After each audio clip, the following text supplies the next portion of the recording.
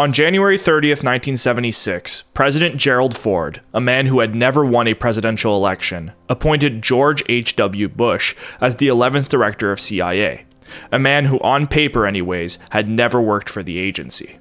To this day, mainstream histories and Bush family hagiographies take this appointment at face value with little skepticism or question. Otherwise respected historians and biographers simply report that George H.W. Bush, or as he was known to his friends, Poppy Bush, a former congressman from Texas and ambassador to both the UN and the People's Republic of China under Nixon, was for whatever reason chosen by President Ford, Nixon's successor, to be his spy chief in the last year of his presidency. Not the Secretary of State, a position that Bush had been prepared for by his apparent diplomatic appointments, not the Energy Secretary, a position that would fit his public background as an independent oil tycoon, but instead appointed as the director of CIA. The CIA, a notoriously insular and rarefied organization, had not had an outsider as director since the Kennedy and Johnson presidencies, when businessman John McCone was appointed as director by JFK in late '61 to replace the ubiquitous Allen Dulles after the whole Bay of Pigs fiasco. John McCone, largely a lame duck director that never truly had control of his agency, was eventually replaced by a Navy man, William Rayborn, by LBJ, before quickly opting to return to the CIA to their original masters, in the form of elevating agency veteran Richard Helms to the top spot in the last half of his presidency. Although official histories portray CIA Director Bush as a John McCone-type outsider, the reality is almost certainly the complete opposite, as I'll argue throughout this documentary. Future President George H.W. Bush's connections to the CIA date back as far as the early 1950s. Although he was likely tapped as a young man out of Yale for intelligence work, Bush would make his name known during the anti-Castro operations, starting with the Bay of Pigs and remaining an agency asset throughout the CIA's Caribbean operations in the early 60s. During this period, Poppy Bush served as an emissary of sorts between the Yankee world of Wall Street, embodied by his father Prescott Bush, and his well-established friends, and the world of the cowboys in the rising state of Texas, dominated by the energy sector, independent wildcat billionaires, and a private intelligence web to be tapped by Langley. Understanding and deconstructing George H.W. Bush's pilgrimage to Texas and his rise as a transplant cowboy helps illuminate the national reorientation that was taking place during the 1960s and ultimately into the 1970s. So today, more than ever, welcome to Eyes Wide Open, and let's roll that intro. I'll never apologize for the United States of America, ever. I don't care what the facts are. I will lead her. I will do my level best to stand up for freedom and democracy around the world by keeping the United States of America strong and by keeping our eyes wide open as we welcome change in the world, but keeping our eyes wide open. The early 1960s marked a period of intense institutional change within the United States at the highest levels of the ruling class. The historic power center, since the end of the Civil War in the northeastern states, was being challenged by a rising order in the American Southwest. The increasing U.S. domestic dependence on oil reserves in the Sun Belt, mostly in Texas, and the subsequent establishment of massive defense contracts in the vast deserts of the West, marked the ascendancy of the Southwest as the new promised land for post-war American capitalism. This transition period southward has been colloquially termed the Yankee Cowboy War, or in other terms, a temporary rearranging of institutional power away from the northeastern Yankee class towards the southwestern cowboy class. Whitney Webb, in her book One Nation Under Blackmail, explores a concept first described by Kirkpatrick Sale in his book Power Shift.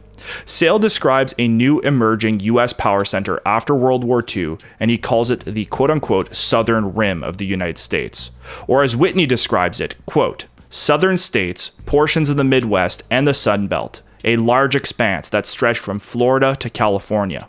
She continues, quote, the rim's ascendancy was connected to the opening up of vast real estate opportunities, related in part to tourism and retirement, to oil and gas industries, and to the delirious growth of defense-related industries under the new Cold War paradigm, end quote. This process, from the northeastern power center towards the southern rim, although subterfuge and easily missed, was by no means a peaceful transfer of power. As we move forward in our timeline, these cowboy interests will crystallize, firstly in the post-Bay of Pigs Cuba operations, and then in the wars in Southeast Asia, and finally in South and Central America in the 80s.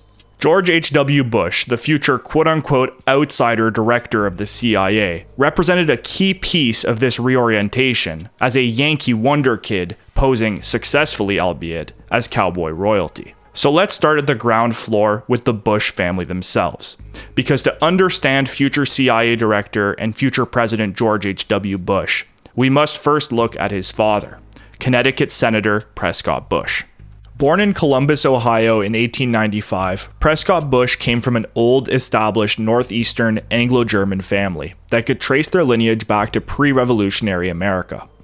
Prescott's father, Samuel Bush, Poppy Bush's grandfather, was a steel company president who during World War I served as the chief of ordnance, small arms, and ammunition of the War Industries Board, a pretty substantial position within the growing military industry.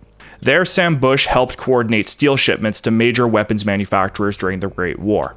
Although a successful businessman before the interwar years, the Bush family remained big fish in a relatively small pond, still relegated to the foundries and factories of the future Rust Belt. It would be Sam Bush's son, Prescott, the father of the future CIA director and president, that would bring the Bush family out of the Midwest and towards the upper echelons of Yankee power, otherwise known, of course, as Wall Street. Prescott Sheldon Bush followed not in his father's footsteps, but his grandfather's, James Smith Bush, by attending Yale College in 1913.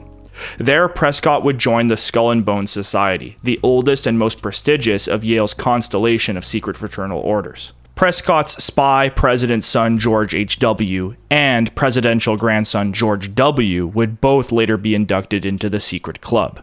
And of course, it's no secret that Skull and Bones was a popular entryway for future spooks into the cult of intelligence.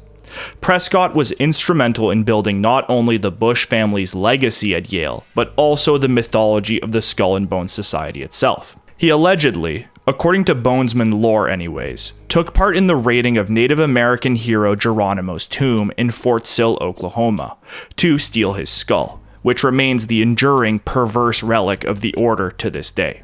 It should be noted that the authenticity of the alleged Geronimo skull in the Skull and Bones tomb remains in question, but the story of Prescott and his buddies digging up a grave in Oklahoma is considered real by historians.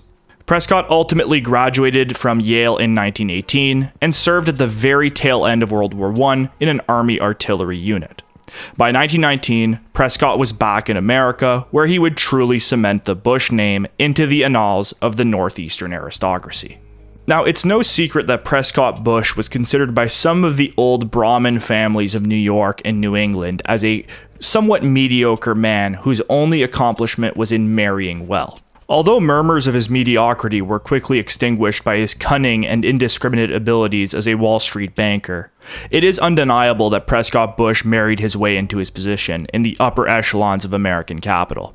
In 1921, Prescott married George H.W. Bush's mother, Dorothy Walker, the daughter of renowned banker and Eastern old boy George Herbert Walker, who would shortly after the marriage be appointed president of W.A. Harriman & Co. Bank.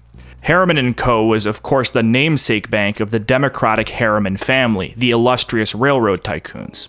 Even before he was hired to the firm by his father-in-law in 1926, Prescott Bush had been classmates with Roland Harriman at Yale and had been a member of Skull and Bones alongside both Roland and his older and probably more famous brother, W. Averell Harriman, during his time there. W. Averell Harriman, of course, would go on to become a titan within Democratic Party politics, serving as President Truman's Secretary of Commerce in the crucial post-war period from 1946 to 48, and would be elected governor of New York in 1955, serving only one term. Averell Harriman would remain a key foreign policy advisor to presidents all the way up to Lyndon Johnson. Harriman & Co., the bank, became a veritable meeting ground for future top Yankee bureaucrats. Russ Baker, in his fantastic book Family of Secrets, which I'm pulling extensively from for this history, notes that alongside the Harriman brothers and Prescott Bush, future Truman Secretary of Defense Robert Lovett was also a partner at the firm. Interestingly, the Lovett-Harriman connection actually went back one generation earlier. The Lovett family from Texas had connected with the Yankee Harrimans through Robert Lovett's father, none other than Robert S. Lovett Sr., of course, who could have guessed, who had actually been the president of the railroads owned by E.H. Harriman, the Harriman brothers' father. Therefore, it was likely through this familial connection through the fathers that, say, a man like Robert Lovett Jr., Truman's future defense secretary, got his job earlier on at Harriman & Co. Bank in the 1930s. Essentially, in other words, nepotism ran rampant throughout these New York banking circles. I also have a personal theory wherein I believe that Robert Lovett, who was a fellow banker of Brown Brothers with Prescott Bush, may have been the one to suggest to the elder Bush to send his son, George, out to Odessa, Texas after he graduated from Yale in 1948. This, to me, is the clearest link between Prescott Bush, I'll remind you an arch Yankee, and the state of Texas, a state that he otherwise had little relation to. That's my theory anyways. What's important to note about the high-profile names at Brown Brothers Harriman is that this was the world that Prescott Bush was inducted into, through his opportune marriage into the very upper crust of the elite, the true creme de la creme of the American ruling class in New York City. In 1931, after the great stock market crash, Harriman & Co. merged with fellow Wall Street white shoe bank, Brown Brothers, to form the now infamous Brown Brothers Harriman. Brown Brothers Harriman is maybe most known today as one of the key U.S. banks that dealt illegally with German industrial interests throughout World War II. Prescott Bush was not excluded from these dealings, as, according to Joseph Trento in his book Prelude to Terror, Prescott Bush personally managed one of Brown Brother Harriman's most significant clients in Nazi Germany, that being Fritz Thyssen's significant steel interests. Vital to the German rearmament effort, Thyssen's United Steelworks boomed in interwar Nazi Germany. Prescott Bush, a true banker's banker, helped Thyssen squirrel away his war profits using a Dutch shell bank under the New York-based Union Bank Corporation, a bank which Bush served on the board of from 1934 onwards. This was Prescott's golden era of Wall Street success, with Trento noting that by 1942, on top of Brown Brothers Harriman, he served on the board of directors of, among other companies, CBS, Pan American Airways, Prudential Insurance, the United States Guarantee Corporation, and Dresser Industries, a firm that would become instrumental to the rise of his son, future CIA Director Poppy Bush. By 1942, following the US's entry into World War II, on the side of the British, the Union Banking Company was investigated by the Roosevelt administration under the Trading with the Enemy Act for their ongoing banking activities with Nazi industrial concerns. Regardless of the investigation, which did not lead to any substantial penalties, the Brown Brothers Harriman boys made out like bandits, profiting from the German rearmament and later profiting from the war itself. This episode is emblematic of the fundamental nature of the Yankee ethos. Although I highlighted Prescott Bush's role in financing the rise of Nazi Germany, all the partners at Brown Brothers Harriman were involved at some level. Maybe most guilty was future Secretary of Commerce W. Averell Harriman, a lifelong Democrat and outwardly, anyways, a loyalist to the Roosevelt administration. Averell Harriman went from working with Bush on securing Thyssen's steel profits to acting as the main architect of the British and Soviet Lend-Lease program from 1941 onward in the Roosevelt administration. The Lend-Lease program envisioned by Harriman, in simple terms, worked to allow U.S. defense contractors to offload surplus supply to the U.S. government, which then worked to ship this war material, free of charge, to most prominently the UK and the Soviet Union to support the war in Europe. Remember, the US was mainly engaged in Asia at this time, which meant that the Soviets and the British were still fighting a two-front war with the Battle of Britain and the Eastern Front. The Lend-Lease program was framed as a way for the US to support the war in Europe without committing manpower at that time, prioritizing instead the war in Asia against Japan. This war in Europe was of course fought against the German regime, that Averell Harriman's namesake bank was still, until 1942, providing financial services for. This type of cyclical war profiteering, where the only allegiance is to capital, exemplified the nihilistic drive of Yankee finance capital, especially during wartime. Ideology was trumped by greed, and both the Soviets and the Nazis were tolerable to these financiers as long as a buck was to be made. Brown Brothers Harriman was staffed at the highest echelons by both Democrats, such as the Harriman brothers, and Republicans, such as Prescott Bush, exemplifying as well how at the highest level of the capitalist hierarchy, party differences appear to evaporate in favor of continued profits and class solidarity. Interestingly, as we will see, this political ambiguity at the highest levels would also manifest itself in cowboy circles in Texas, especially where Democrat and Republican labels meant very little. Prescott Bush, the Ohio native, had penetrated the world of high finance and Yankee profiteering, and throughout the war had allied himself primarily with Republican political circles in New York. These are, I'll remind you, Yankee Republican circles. Think the Rockefellers. Amongst these circles were the ubiquitous Dulles brothers, themselves embedded members of the Yankee aristocracy and key players on Wall Street, as partners of the prestigious corporate law firm Sullivan and Cromwell. Of course, the Dulleses and Prescott Bush had more in common than being Republican bankers, as the Dulles brothers, Allen and John Foster, had themselves worked and profited from deals with German business interests during the war, most prominently through their law firm's major client, the German chemical cartel IG Farben. This likely worked to bind the men together, each knowing the other's secret, almost like a small mutual blackmail network. Prescott Bush likely met the Dulles brothers early in his career, as Sullivan and Cromwell came to be the legal representatives of Brown Brothers Harriman. And remember, Prescott Bush and the Dulles brothers were each respective partners of their firms. To this day, actually, the two firms still work together, as can be seen in this 2021 news release from Sullivan and Cromwell, where they're representing, of course, still Brown Brothers Harriman.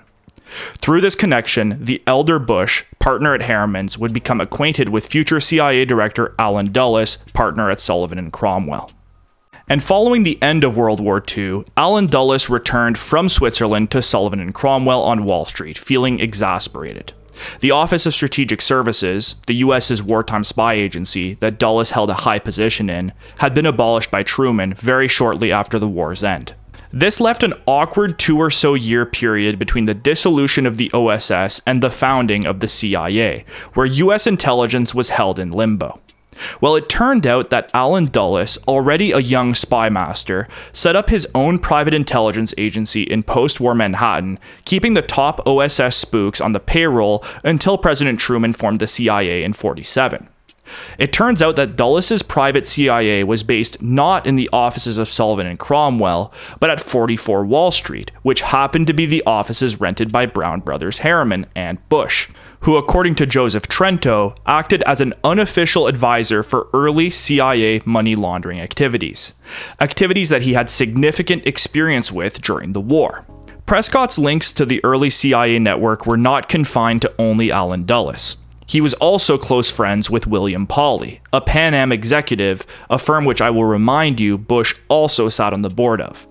Pauly, an avid Republican millionaire, helped procure the planes for Claire Chennault's Flying Tigers in China on behalf of the Roosevelt administration in the last years of the war. The airline, which I will remind you, would also become the CIA's CAT and later Air America in Southeast Asia. Pauly would later play a significant role in both the CIA's Operation PB Success, the coup in Guatemala in 1954, and also the Bay of Pigs invasion in 1961, an operation that Prescott Bush's son George would also play a similar role in, as we will see later. As I have shown, these connections run deep, especially where the last name Bush is concerned, and Prescott's upstart son, George H.W., known colloquially as Poppy, was about to be inducted into this old boys club, otherwise known as the Cult of Intelligence. George Herbert Walker Bush was born on June 12, 1924, the second eldest son of Prescott Bush and Dorothy Walker. His postgraduate studies were delayed, as Poppy served as a pilot in the Navy during World War II, before enlisting like his father at Yale in 1945. There, like his father again, he was inducted into the Skull and Bones Society. At this point, we have two diverging narratives on how the young Bush was brought into the CIA. It remains clear that it was sometime between 1947, his junior year, and his graduation in 1948 that he first brushed shoulders with the intelligence community. According to a 1992 Covert Action magazine article by Anthony Kimmery, Bush was likely recruited to the CIA while at Yale. We have to remember the Ivy League schools, but most prominently Yale College, were used by the intelligence community as recruitment grounds for young spooks. The Kimmery article speculates that Bush, like many other future CIA assets, were recruited by the Yale crew coach named Alan Skip Waltz, who was a former agent in the Office of Naval Intelligence. This theory gains additional credence when we keep in mind that Bush served in the Navy in World War II, and that he was likely in close contact with Coach Waltz during his time in Yale athletics. This trajectory for Bush would have made his entry into the CIA completely unceremonious, identical to potentially hundreds of other Yaleys who were pipelined from college to Langley. Joseph Trento, in his book Prelude to Terror, offers an alternative story for how Poppy Bush was inducted into the intelligence community that is compatible with the covert action story, yet slightly more complex. Trento bases his analysis on an interview he conducted with a man named William Corson, who was a Marine who served as an attaché to the CIA in the 50s in Asia. Corson claimed that George Bush had been recruited on the specific orders of Allen Dulles as a potential wedge to be used later on Prescott if needed. It is pretty much universally acknowledged that the younger Bush was consistently pining for the approval of his established father, who never seemed willing to give it. Corson stated that Dulles understood this dynamic, and that, quote, George's insecurities were like clay to Dulles, end quote. After graduating from Yale in '48, Poppy Bush was immediately given a job at Dresser Industries, a company controlled by Brown Brothers Harriman since 1928, and according to Trento, a firm that would often collaborate with the CIA by giving agents cover assignments. Dresser Industries, a company that specialized in manufacturing oil derrick components, amongst other things, became the first of many oil-related companies that would be used as prominent intelligence fronts by the intelligence community. Upon acquiring the company in 1928, newly minted partner Prescott Bush appointed his good friend and fellow Ohio native, Neil Mallon, as the president of the newly acquired firm. Despite having no oil and gas experience, Neil would remain with the company for 3 decades. He would be the one to give George H.W. Bush his first job out of Yale. Neil Mallon was an uncle-like figure to young Poppy, who would even name his own son Neil after his adopted Uncle Mallon. Later, in a letter discovered by Russ Baker, Prescott Bush alluded to Neil's true purpose at the head of Dresser Industries. Prescott stated in the letter that Neil Mallon was, quote, well known to Allen Dulles and has tried to be helpful to him in the CIA, especially in the procurement of individuals to serve in that important agency, end quote. In a sense, Bush was indirectly admitting that his son had been recruited to the CIA by Uncle Mallon of Dresser Industries, good friend of Allen Dulles and colleague to the elder Bush. And if the young Bush was brought onto the agency, as Trento suggests, as a wedge against his father, the wily Allen Dulles would soon gain a reason to cash in on his new asset. As in 1952, after a failed run in 1950, banker Prescott Bush became Senator Prescott Bush from Connecticut, alongside the 1952 election of President Eisenhower and, of course, Vice President Richard Nixon. Prescott Bush had been a longtime personal friend and steadfast supporter of Dwight Eisenhower. The two had been longtime golfing partners, likely meeting for the first time while Bush was president of the U.S. Golf Association.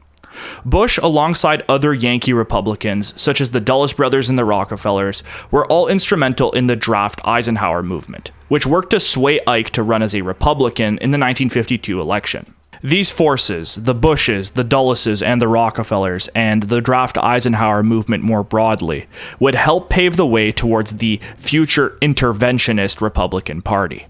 First under Richard Nixon's presidency, and then the rise of the neocons birthed in the Nixon White House, and then given substantial power under Gerald Ford's presidency, and finally let loose under the 2 Bush presidencies at the climax of American interventionism.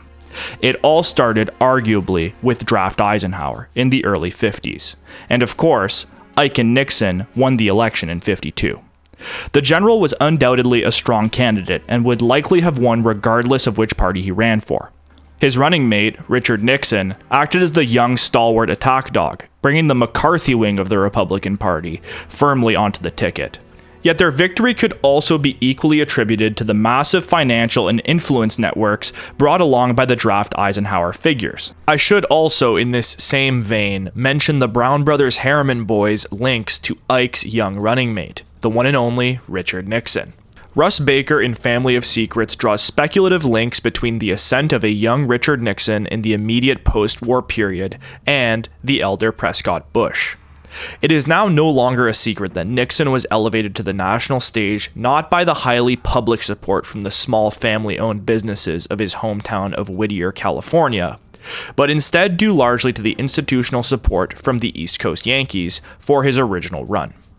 Longtime Democratic Congressman Jerry Voorhis, whom Nixon defeated in his first 1946 congressional election victory, toyed with these very same ideas, claiming in an unpublished manuscript that, quote, the Nixon campaign was a creature of big Eastern financial interests, end quote. Now, of course, we have to remember that Voorhis was not exactly unbiased on this issue. He had just been defeated after 5 consecutive terms in the House by the very Richard Nixon that he was accusing of taking large corporate money. But there is substantial circumstantial evidence to support Voorhis's incendiary claims. Firstly, as I covered earlier, Nixon was introduced to many Eastern establishment insiders during his time on the East Coast with the Navy at the very end of the war. As a junior congressman, he happened to be on the Queen Mary cruise liner in 1947 at the same time as one Allen Dulles, for example, good friends of Prescott Bush. But Russ Baker draws an even more concrete link between Bush the father and the young Nixon. Baker notes that all the way back in October 1945, Prescott Bush's Dresser Industries was expanding its operations into none other than Whittier, California, Nixon's hometown. Baker then links this October 1945 expansion with a statement made by the aforementioned Jerry Voorhis, who claimed that also in October 45, a quote representative from a large New York financial house made a trip to California, end quote, presumably to find a suitable Republican candidate to oppose the incumbent Democrat Voorhis. As Russ Baker implies, could this quote-unquote representative from a large New York financial house have been Prescott Bush himself? Or maybe it was Uncle Neil Mallon, the new president of Dresser Industries. Either way, Congressman Nixon and future Senator Prescott Bush would appear close in the upcoming years, even posing together for a now infamous photo of the two wearing matching Panama hats. Looking at this photo closer, it almost appears that the elder Bush is telling this young Nixon, we made you, it's time to get to work, but that's just my interpretation. Anyways, some years later, and this is important to note, Prescott's son George H.W. Bush would be elevated to some of his first major appointments by then-President Richard Nixon, who appointed him first as his ambassador to the UN in 1971, then as head of the Republican National Committee in 1974, and finally as his special envoy to China in the last weeks of his presidency. It appeared circumstantially anyways that Nixon owed Bush, as he elevated the otherwise obscure congressman to some surprisingly high-profile positions. So, did the elder Prescott Bush create Richard Nixon? It is hard to say definitively, but given the now revealed role of the Eastern establishment in Nixon's rise, and Bush's prominent role in the draft Eisenhower movement, and finally the later elevation of Poppy Bush by then-President Richard Nixon, it remains plausible that the rise of Nixon was abetted by Prescott and his friends on Wall Street. The top echelons of the draft Eisenhower coalition were rewarded for their loyalty and determination. John Foster Dulles was given Secretary of State, while Deputy Director Allen Dulles was eventually given the directorship of CIA in 1953. Nelson Rockefeller was brought in as a special advisor to the president in the first half of his presidency. Even men like Robert Lovett, the Brown brothers Harriman Texan turned Secretary of Defense under President Truman, was eventually given a position in the Eisenhower administration as a member of the newly created President's Intelligence Advisory Board, created by Ike in 1956. The PIAB remains one of the most unaccountable and opaque pieces of the U.S. intelligence apparatus, serving as a completely independent in-house intelligence board accountable only to the president. Their official function, according to the White House website archive, is to provide, quote, the president with an independent source of advice on the effectiveness with which the intelligence community is meeting the nation's intelligence needs, end quote. In other words, the PIAB was created as an independent group of presidentially selected operatives that were allowed intimate access to the inner workings of the intelligence community.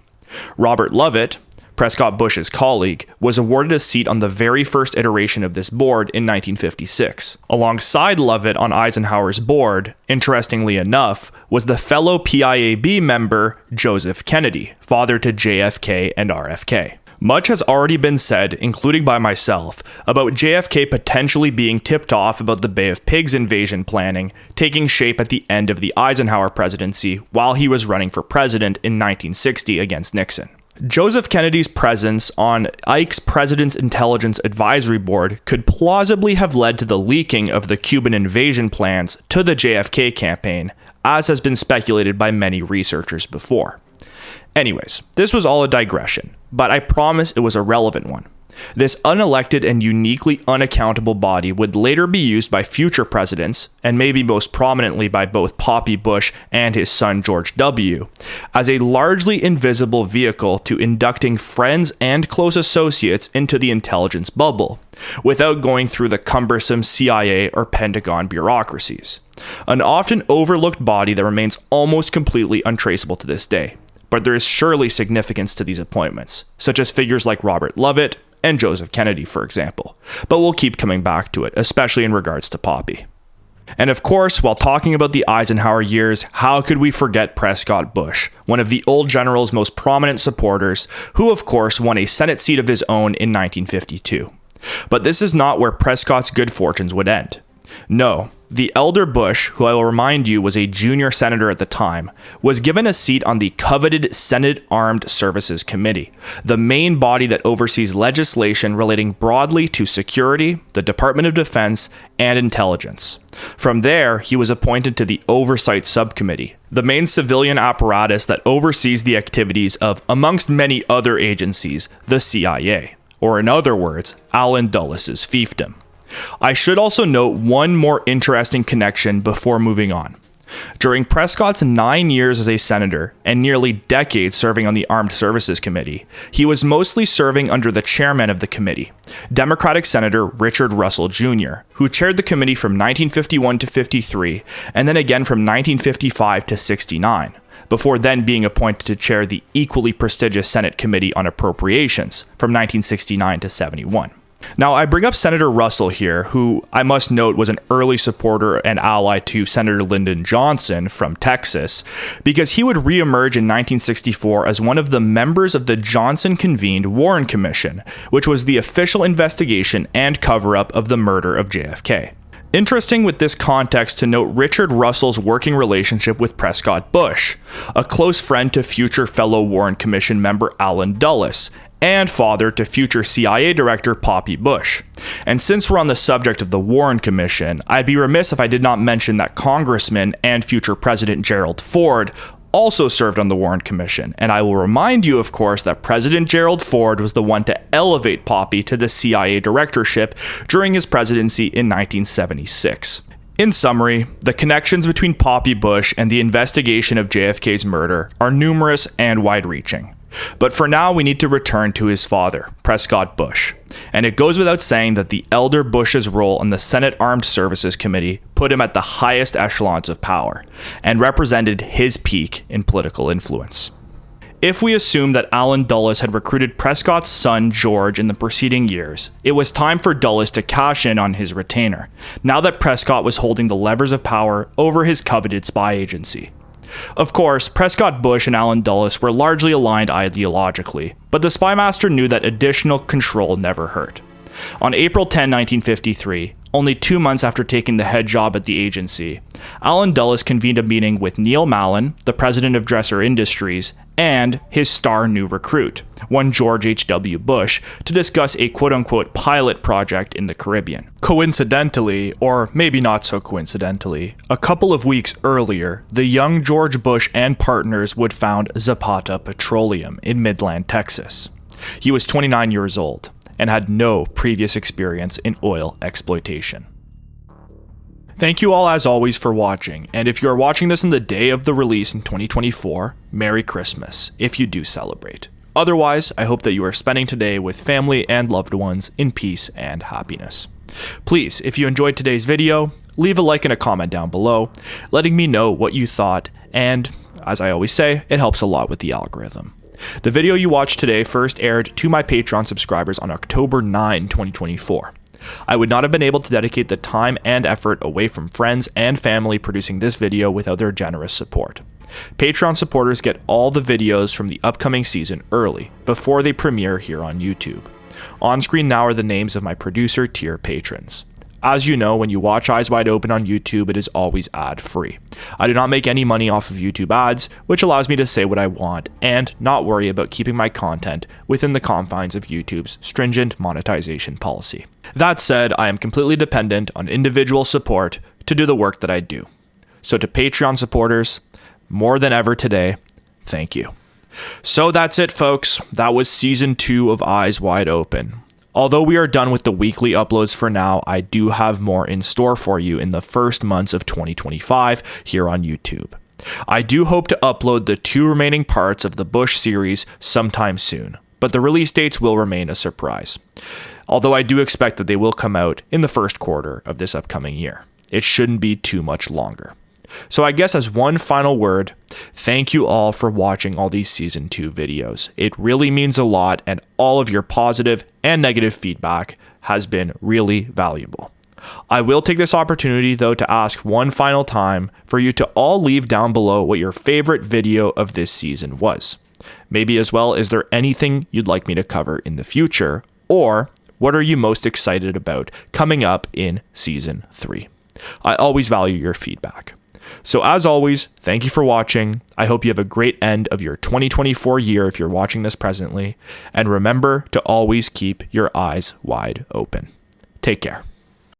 I'll never apologize for the United States of America. Ever. I don't care what the facts are. I will lead her. I will do my level best to stand up for freedom and democracy around the world by keeping the United States of America strong and by keeping our eyes wide open as we welcome change in the world, but keeping our eyes wide open.